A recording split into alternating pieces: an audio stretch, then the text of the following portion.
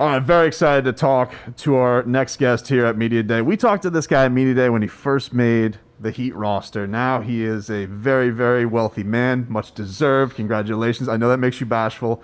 Congratulations. It's well deserved, man. So, Duncan Robinson, thank you for the time. Really appreciate it. Thank you, man. Yeah, it's great to be back here. I thought after 4 years it had changed, but then again, I got kicked out of this seat for Kyle Lowry earlier. That was crazy. So it seems like not much has changed. So I appreciate you for humbling me in that moment. That was great. I felt terrible about that. I felt about that. I see where the priorities lie. I thought like I was like, is that a thing? Like he can just do a seniority thing? Well, I felt like it was a combined effort. I felt like you were kind of in I was on it not. as well. I was not. I would have listened. Kyle, all love to him, but listen, you're like from the start, man. That's the way I would go. But then him and Leroy were talking about golf, and I was just like, oh, they love. I mean, you into the golf? Like, I play a little bit because people who love golf, man, they're obsessed about it. Yeah, you play? No, not my thing. We got to get you out there, man. Maybe. But you were very you and Leroy were having like a little Michigan love fest. You actually think this is going to be the year? Every year I say this is the year, and then they lose to the first legitimate opponent, and then I just kind of go into hiding. But I love these first like 3-4 weeks of the year because they're like always 3-4-0, and then I can just tell everybody that this is the year. So we'll see. Hopefully this year is different. I would love for it to be, but who knows? So we were talking about a little bit before we went on air. Reid Sinnett. This is he's just been elevated to the Dolphins active roster. He is now their backup quarterback. I got to tell you, I was saying after what he did in the final preseason game, I said, let's see him start. Let's just see what he's got. I wanted him to start against the Raiders. Now Jacoby kind of got it going late. Yeah. But what is the connection here with Reid Sinnett? Where does this come from? So he's my co-host for my podcast, Davis Reed. He is his cousin.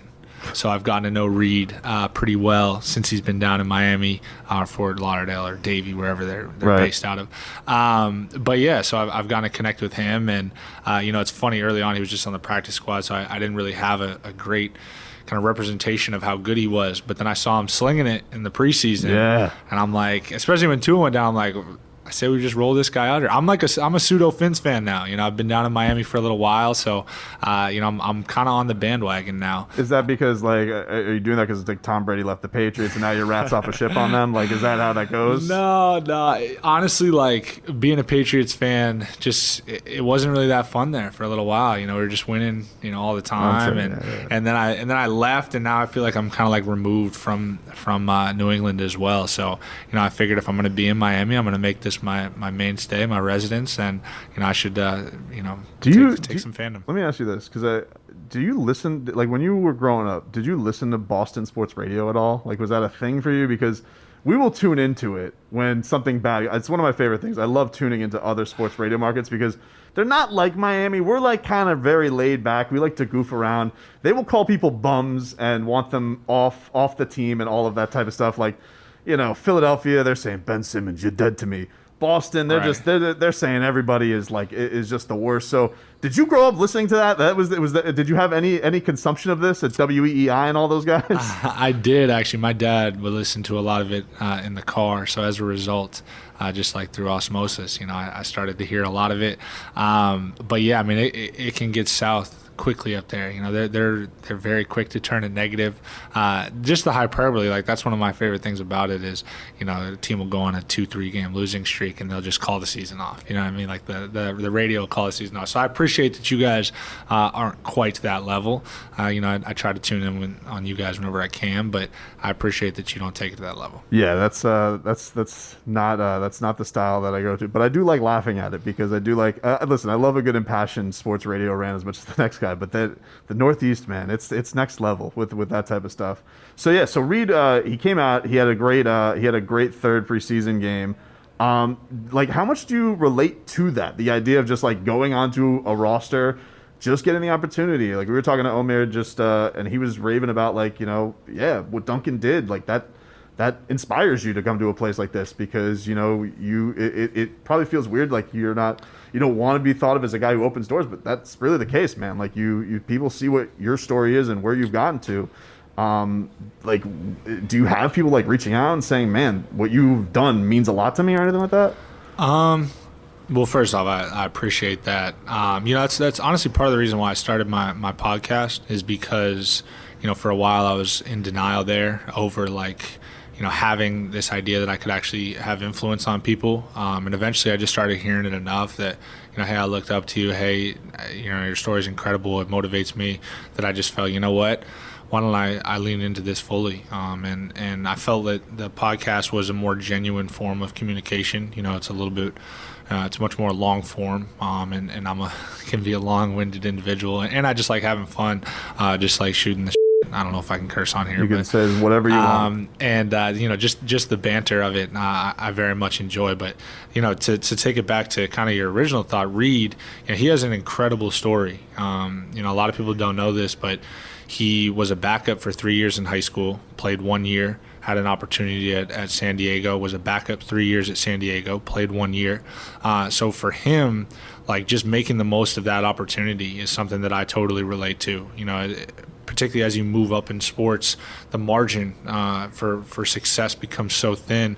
And when you're not a heralded recruit or a first-round pick or whatever it is, your opportunities are so few and far between. So for him to play well in that third preseason game, him and I were talking like that could change the whole trajectory of your career. And obviously, I'm hoping that he'll get another opportunity, and then, knowing him, I know he'll take advantage of that as well. And that's all it takes for a guy like that, because he's proven it over and over again that all it takes is an opportunity. So I'm pulling for him for sure. A lot of people were taking it back to your team. A lot of people were raving about the weight that Tyler's put on with the muscle, Bam. But Spo was telling us, he says, you've gotten a little swole yourself. You've gone to the gym and put on some. Was there having everybody we've talked to today, Jimmy, Kyle, well, not Kyle, Jimmy, Tyler, all just talking about the idea to get to have an off season and just kind of reset. And after the run you guys went on, it was crazy. So how did you feel you were able to take this off season and use it to your advantage coming into this year, physically, emotionally, all that type of stuff? Yeah, I mean, the physical rest is incredibly important, but you kind of referenced it. I think the mental rest is equally important as well. The opportunity to kind of step away and take a breath, I think, has been huge. And then also just kind of think critically about, how I can improve, how I can be impactful this year, and what I need to do to improve. And, that's where the physical comes in. And, I feel like I've really committed myself, first and foremost to my body and taking that up another level, and then also just rounding out other parts of my game, while also understanding kind of what separates me, which is my ability to shoot. So, this offseason has been great. And I'm super excited to be back. And I think all of us are kind of feeling a little bit refreshed in that regard and just excited to hit the ground running. Before we get you out of here, who so far, teammate-wise, who's been the best guest on the podcast? Who do you think has been Udonis? Far and away? Not even close. Yeah, I mean, he's just automatic, instant entertainment. Just for me in that episode, it's just stay out of his way and just let him do his thing, because he's a national treasure in so many ways. And to get him in that setting where he's comfortable in any media setting, but particularly when it's just us talking, I thought it was great on him to just be himself. That's all I said, is just be yourself, because people are going to love it, and of course they did. I appreciate the time, man. Thanks for stopping by. Of course, thanks for having me.